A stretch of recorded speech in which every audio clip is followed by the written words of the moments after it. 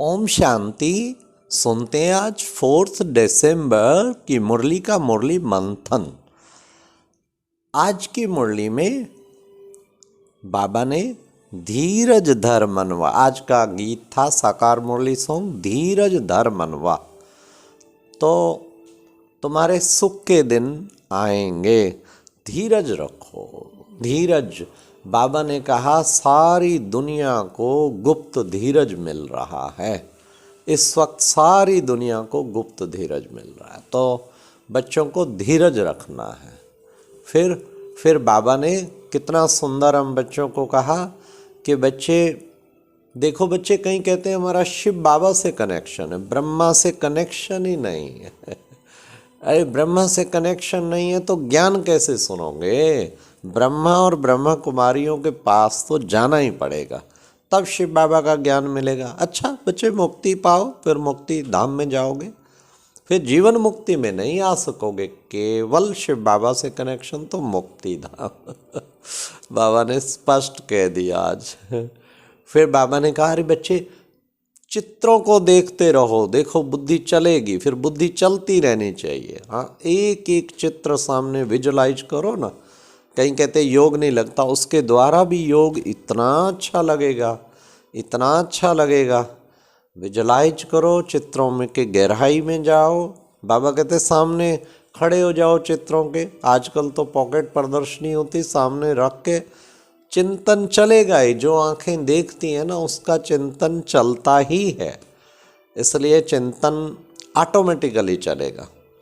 तो चित्रों को बाबा कहते देखते रहो।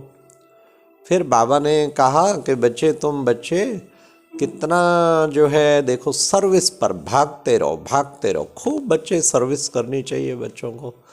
कई बच्चे तो नौकरी छोड़ के भी सेवा में लगे रहते, और कोई तो नौकरी ना होते हुए भी फिर भी जो है उनको सर्विस ही नहीं करते, सर्विस की बजाय और ही डिसर्विस करते हैं। उच्च पद पाना है तो सर्विस का शौक होना चाहिए, भागते रहना चाहिए, कभी कहाँ कभी कहाँ कभी कहाँ। खूब सेवा में अपनी जीवन लगानी चाहिए, इसे कहते हैं सर्विसेबल बच्चे।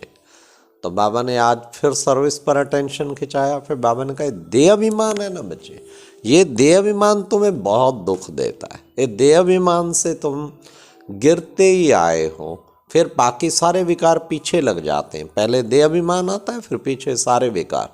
तो इन देह अभिमान को तुम बच्चों को छोड़ना चाहिए, तब देह अभिमान होगा तो बाप की याद भी नहीं ठहरेगी। पहले तुम आत्ममानी बनो और फिर बाबा को याद करो, तो बच्चे देखो कितना तुम्हें खुशी होगी उससे। आत्मक स्थिति बहुत ज़रूरी है और देह अभिमान को छोड़ना बहुत ज़रूरी है। फिर बाबा ने कहा, अच्छा बच्चे, बाबा तुम बच्चों को कहते हैं कि जितना बच्चे पढ़ाई पढ़ेंगे उसका आधार क्या है? मुरली। मुरली है आधार। मुरली रोज़ सुनो, इसलिए सुबह सुबह हम बाबा की मुरली सुन के 10-15 पॉइंट बुद्धि में बिठा लेते हैं। ऐसे लगता है आहा, मेरे अकाउंट में तो 15 लाख आ गया सवेरे सवेरे, एक रतन 1 लाख का। फिर बाबा ने कहा मुरली तो पढ़ाई तो मुख्य है बच्चे, पढ़ाई पर बच्चों की बुद्धि चलनी चाहिए। फिर बाबा ने कहा बाप की याद से ही तुम बच्चे पवित्र बनेंगे, पावन वैसे बन नहीं सकेंगे। जितना बाप को याद करेंगे तुम पवित्र बनते जाएंगे।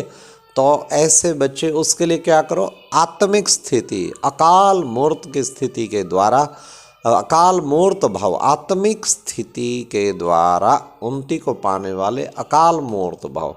ये अकाल तख्त है ना, इस अकाल तख्त पे जो जितना बैठेगा वो बाबा के दिल तख्त पे बैठेगा। जो जितना बाबा के दिल तख्त पे बैठेगा उतना विश्व का राज तख्त मिलेगा। ये अकाल तख्त की सीट बाबा ने कहा तुम बच्चों को कभी नहीं छोड़नी। सीट पे सेट रहेंगे तो कभी भी तुम अपसेट नहीं होंगे। फिर बाबा ने कितना सुंदर कहा कि बच्चे एक्यूरेट याद बच्चों को करनी चाहिए। एक्यूरेट याद जो है ना वो नहीं करते हैं। एक्यूरेट याद माना आत्मा बिंदी समझ के बिंदी बाप को याद करना और बिंदी पे बुद्धि लगी रहे। नहीं, ये नहीं कि मुझे तो हर टाइम याद रहती, नहीं, मेहनत है बच्चे। बड़ा धैर्यवत गंभीरता से बाबा को याद करना चाहिए। वे बाबा ने कहा कोई कोई बच्चों को बातें फील बहुत होती हैं, बार बार बार बार बार बार जो फील करता है ना वो फाइनल पेपर में भी फेल हो जाता है। तो फील नहीं करना, फील करने वाला तो फेल होगा ही होगा, इसलिए हमें फील नहीं करना है। तो फीलिंग प्रूफ बनना है। फीलिंग प्रूफ बनने के लिए कितना शक्तिशाली स्थिति चाहिए, इसलिए बाबा कहते फीलिंग प्रूफ बनो। बाबा ने फीलिंग वाली बात की। फीलिंग जो है ना बुरी बला है। कभी किसी की बात फील हो गई, कभी बीमारी फील हो गई, कभी कुछ और परिस्थिति फील हो गई। ये फीलिंग, कोई ना कोई फीलिंग में हर वक्त, फीलिंग एक फ्लू है, इस फ्लू को ख़त्म करना है। फिर बाबा ने कहा बच्चे बाप को जितना याद करेंगे सतो प्रधान बनेंगे। बहुत बड़ा इम्तिहान है बच्चे, बहुत बड़ा इम्तिहान है। देखो बच्चे कितने लाखों में से केवल 8 ही रत्न निकलते हैं, तो कितना बड़ा इम्तिहान है। तुम बच्चों को उसको पास करना है। इस इम्तिहान को पास करेंगे तो तुम बच्चे बाबा के विजय माला का मणका बनेंगे। देखो बच्चे 8 रत्न निकलते हैं, कितनी बड़ी रेस है। हम बच्चों को दिन रात पुरुषार्थ करके माला का मणका बनना चाहिए। तो ये थी आज की मुरली मंथन।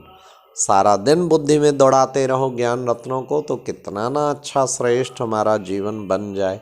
अच्छा, ओम शांति।